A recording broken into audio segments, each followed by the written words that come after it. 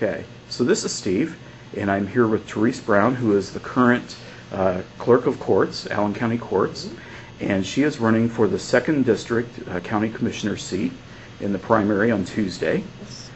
We appreciate your time today, Therese. Thank you, sir. Appreciate you giving me the opportunity. Sure. Well, I think it's important.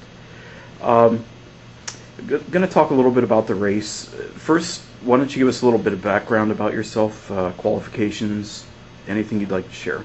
Okay. Well, Steve, again, as you said, I am the clerk of the Allen Circuit and Superior Court. I'm in my 2nd term.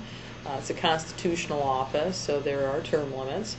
That is not the reason that I'm running for commissioner, but I will get back to that. I did serve Allen County as auditor of Allen County for 2 terms previous to being the clerk of the court, and have worked for Allen County government in a variety of underlying lower level positions, working my way up, as a lot of individuals do in the private sector, since 1978. I worked in the treasurer's office, moved to the auditor's office, and then again ran for public office, and here I am currently today. I'm married. I've been married to Chris for 30 years. I have 2 grown sons. Don't have any granddaughters or grandsons or daughters-in-law at this point, but I'm sure that they're diligently working on that.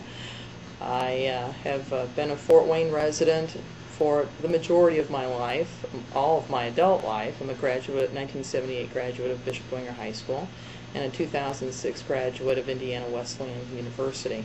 I have a degree in business management with a minor in business administration.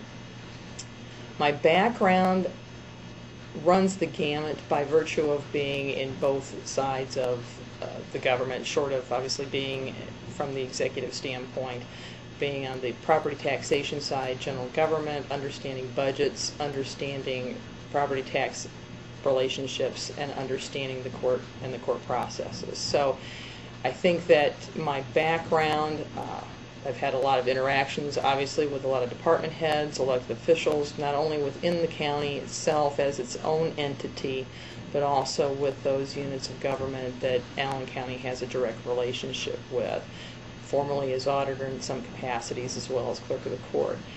I also, from a statewide standpoint, have been recognized as the Outstanding Clerk of the Year for 2009 by my peers. There are obviously 92 counties, so there are 92 clerks, and I was given that honor at the Association of Indiana Counties dinner late last fall, which was not only a surprise but very humbling. Nice to know that individuals, you do your job. That's what you're supposed to do. You come in, you serve the constituents, and to have your peers recognize that was very, very inspiring. I do sit on the Association of Indiana Counties Executive Board.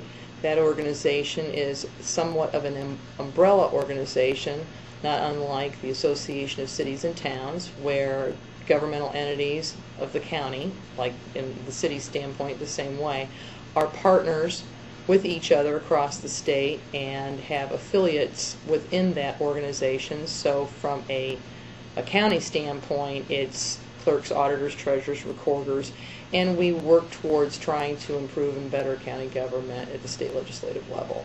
So that's kind of my background. I do sit on some Supreme Court committees with records retention, with the protective order registry and protective order process. I've had a lot of opportunity to work with the judiciary and some adventures that they've had representing not only Allen County but the clerks as well. So it's been an interesting environment to work in as clerk of the court, assisting all varieties of individuals and with a variety of needs and things that they've had.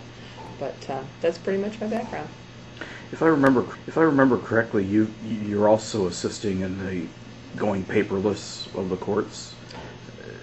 The goal eventually is to become not as dependent on paper format document filing. The county is currently in a phase of transition to a statewide case management system.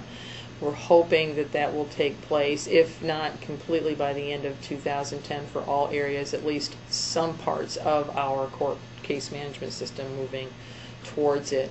And one of the components down the road will be to have forms that are part of the system, and when individuals file their cases that they would be filing electronically, and that orders and different excuse me, decisions that are made would be done electronically, and then therefore we would have the ability to no longer have miles and miles of manila file folders. I will tell you honestly, and if this is too humorous, feel free to cut it, but manila is not my favorite color. There's an awful lot of files. We do a diligent effort of trying to scan a lot of our documents now. We did get permission from the Supreme Court about 5 years ago. I was very diligent in that, to be able to scan a lot of our orders and be able to destroy a lot of original documents as long as they met the administrative rules set out by the Supreme Court. So we have to date digitized and converted to microfilm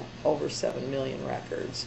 A lot of them might not be anything that a lot of people are interested in, but it did, believe me, make a very large impact on storage areas and retrievability, really, for individuals that do need, whether it's an attorney or an individual impacted by an action of the court, being able to get that information a little quicker through our records management division. So we've been very aggressive about trying to get information to the taxpayer and to the constituent. So yes, trying to go paperless, it's a slow but tedious process, but we're going to get there. Okay.